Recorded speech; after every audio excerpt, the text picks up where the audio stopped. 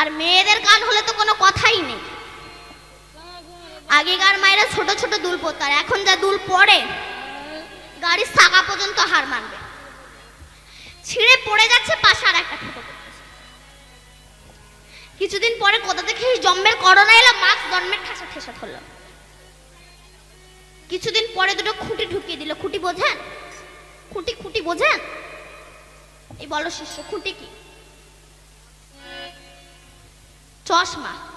চশমা নাকে পড়ে, নাক বলে তোর জন্য আমার এই অসুবিধা হচ্ছে, তাও কষ্ট করে আছি, দেখে পরিণতি কি হয়।